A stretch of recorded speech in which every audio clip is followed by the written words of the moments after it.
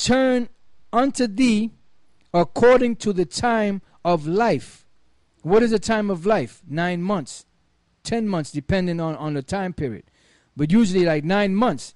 So Yahushua said he was going to return to Abraham in the time of what? 9 months, or time of life. And lo, Sarah thy wife shall have a son. And Sarah heard it in the tent door, which was behind her. Now Abraham and Sarah were old and well stricken in age. And it ceased to be with Sarah after the manner of women. Therefore Sarah laughed within herself, saying, after I am waxed old, shall I have pleasure, my Lord being old also? And the Lord said unto Abraham, wherefore did Sarah laugh, saying, shall I of a surety bear a child which am old? Is anything too hard for the Lord? At the time appointed, I will return unto thee. It says, according to the time of life, and Sarah shall have a son. So basically, what was Yahushua telling Abraham? That he was going to come back as Abraham's son, who Sarah was going to conceive. That's why he was almost sacrificed. Right, as Isaac. But then when he came as Isaac, he was received in a figure. You know, that sacrifice that didn't take place was going to take place in the future. That's right. That's why it said in the book of Hebrews 11 and 17, by faith Abraham, when he was tried, offered up Isaac. And he that had received the promises offered up his only begotten son. Who else was called the only begotten son of the Most High? Yahushua and Isaac. Because those are the only begotten sons of the only begotten son of the Most High, the firstborn, of whom it was said that in Isaac shall thy seed be called, accounting that the Most High was able to raise him up even from the dead, from whence also he received him in a figure.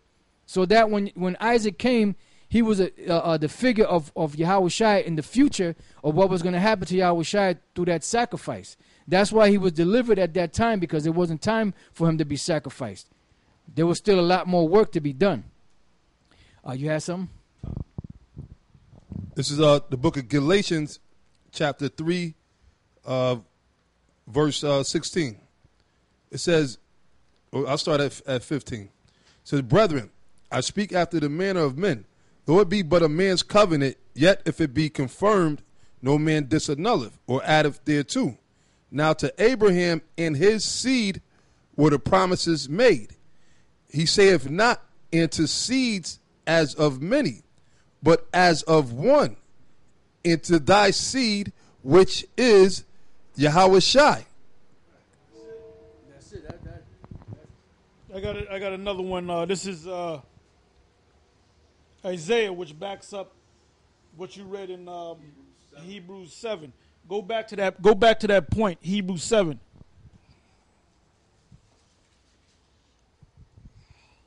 Got it? Okay. Come, Hebrews 7 and 1. For this Melchizedek, king of Salem, priest of the Most High, who met Abraham returning from the slaughter of the kings and blessed him, to whom all Abraham gave a tenth part of all, first being by interpretation king of righteousness, and after that also king of Salem, which is king of peace.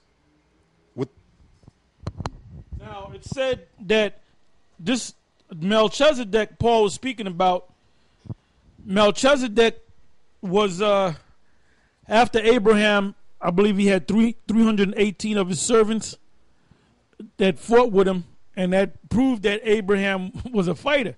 And they got swords, and they took out 5 Canaanite kings. And after they did that, he had met him Melchizedek, which Paul is talking about, the Apostle Paul is talking about.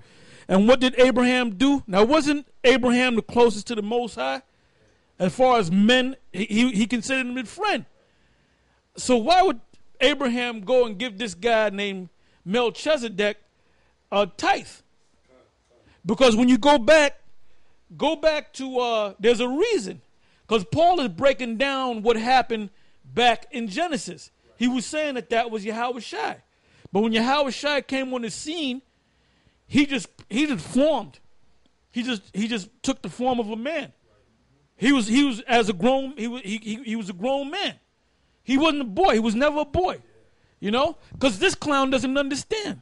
You know, read that in Hebrews 7. Read that again.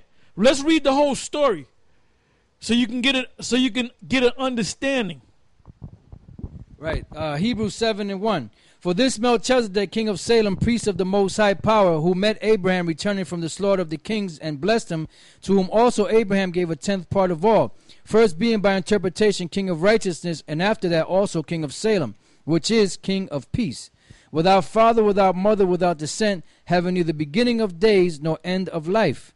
But hold up, what man? Oh, wait a minute. They only mention one thing. If you go back to Genesis and read about Melchizedek, he's only mentioned one time.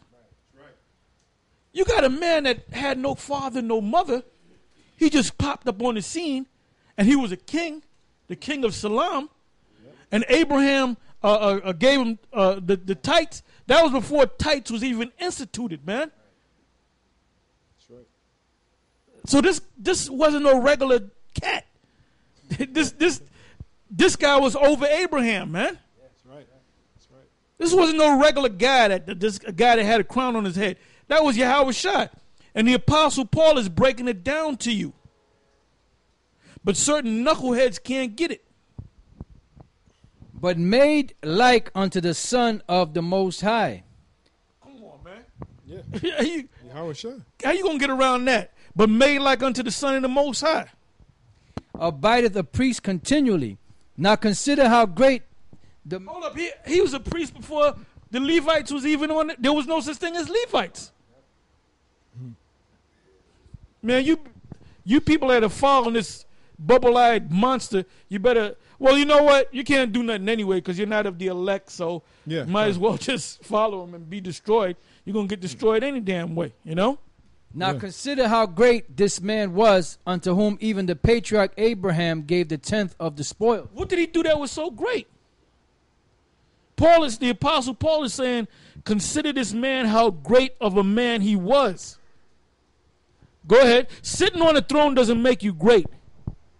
So there's something going on here that the Most High don't really want us to know about. You got to go, the Spirit got to be with you, man, so you can understand things. And verily, they that are of the sons of Levi, who receive the office of the priesthood, have commandment to take tithes of the people according to the law that is of their brethren, though they come out of the loins of Abraham. But he whose descent is not counted from them received tithes of Abraham and blessed him that had the promises. And without all... Melchizedek is not even of the line of Abraham, where Abraham, Isaac, and Jacob, that's the what do you call it, the fathers of the promise. That's where the lineage come from, of the chosen people. Melchizedek wasn't even part of that line. So what's going on here? That's Yahweh Shai. And without all contradiction, the less is blessed of the better. And here men that die receive tithes, but there he receiveth them, of whom it is witnessed that he liveth. And as I may so say, Levi also, who receiveth tithes, payeth tithes in Abraham. For he was yet in the loins of his father when Melchizedek met him. If therefore perfection were by the Levitical priesthood, for under it the people received the law, what further need was there that another priest should rise after the order of Melchizedek, and not be called after the order of Aaron? For the priesthood being changed, there is made of a necessity a change